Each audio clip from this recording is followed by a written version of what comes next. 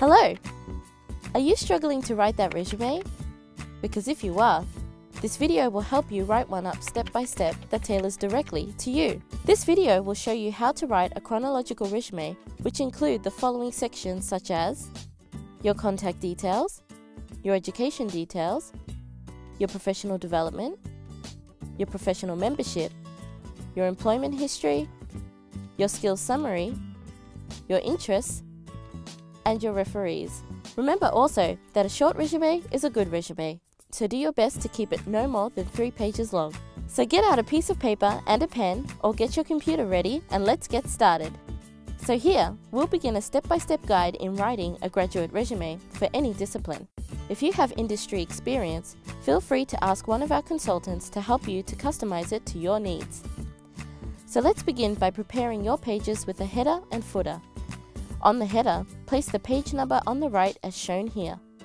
Now, on the footer, enter your name on the right. Now that your header and footer are set up, we can begin writing. Start by writing down your first and last name on the top of the page. Writing it in a large format enables it to stand out more clearly. Make sure to use a font that's legible but not too fancy, such as an Arial font. Just below the title, include all your contact details positioned in the center. Use a legible font style and size such as an Arial 10. Include information such as your address, your preferred contact number, your LinkedIn address, and your professional email address. The first section that we're going to cover is education.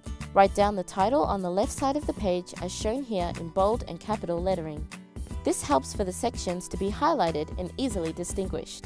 Below the title, write down the commencement year and the year of completion, or put the word current if you're still currently completing the qualification. On the right side of the year, include the name of the course in bold lettering. Now, include the name of your majors and your institution. The next subheading will be your key study areas, where you can include subjects you have undertaken and the subjects you feel to be the most significant for the position you are applying for. Since I'm a digital media student applying for a design job, I'm going to list subjects that relate to my previous subjects and the position as shown here. The next subheading will be Achievements, written in bold lettering.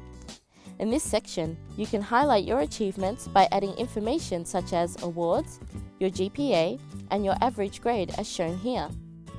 Again, if you feel it's relevant, you can start another list that shows your high school history by adding the year on the left and the institution in bold lettering on the right. Feel free to do this if you feel your performance in high school or your ATAR score is relevant to the position you are applying for. Feel free to add any relevant achievement in a new subheading as shown here.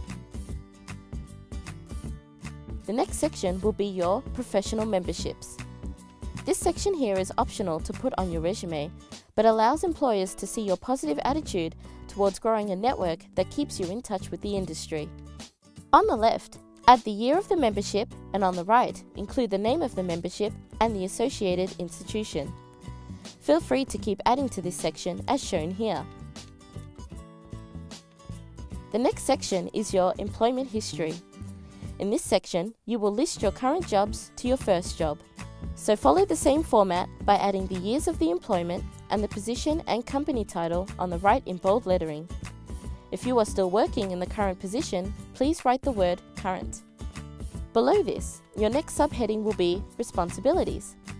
This section outlines your job description by listing your duties and responsibilities that are most relevant for the job you are applying for. You are also free to add an achievement section if you feel that the job position added to your professional skill set as shown here. If any, you are free to include your volunteer work as a subheading by following the same format. This can be relevant to some people as the skills developed through volunteering are similar to those needed in the workplace. Now, for one of the most important sections, your skills summary. This section helps to showcase your knowledge and expertise within your chosen industry of work. Choose at least 4 different skill sets that are related to the job position. This can include a mix of broader skill sets, such as communication and teamwork, to a more specific skill set such as computer skills or programming skills. So first, write down a skill in bold lettering on the right side of the page. This will become your first subheading. Since I'm a digital media designer applying for a design job, I'm going to write post-production and motion graphics skills. Below this subheading, I'm going to write down a short sentence outlining the amount of expertise I have with that chosen skill. For example, sentence starters like, I'm highly competent, or I'm skilled, or I'm experienced. So, for my resume, I'm going to write down that I'm highly competent with my editing skills, special effects, and motion graphics. Below this sentence, begin to list tasks, software, programs, or tools which enable you to build on that skill in the first place. This helps to validate your skill and expertise by adding as much evidence to support your skill set and to match the criteria of the job position that you're applying for. For the more you tailor this section to match the job position, the more likely you are to successfully get an interview and even get the job. If you are successful enough to get an interview, remember that these skills need to be backed up with evidence, so be prepared to provide your information. This is one skill set I've written down. Now you can repeat the process to add more skills. As a designer, I'm going to include my proficiency with my animation and include animation programs I'm experienced with. Graphic communication skills are another strong skill, with the experienced use of things like Photoshop, Illustrator, and Dreamweaver. Now, I'm going to include a broader skill, but still important to the job, like my communication skills, which I was able to pick up from previous work experiences. You can feel free to keep adding to your skills summary by just following the same format. Now we have our new section, which are your interests, which allows you to list your hobbies. Try to include interests that in some way link your hobbies towards your field of work. This helps for employers to see how passionate you are about the job position and industry itself. And last but not least, you have referees as your last section.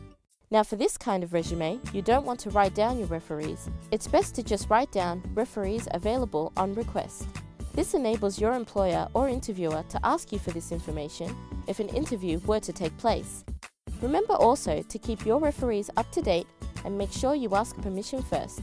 Academic and job-related referees are most favoured for this part. And there you have it, 3 pages of a well-written resume.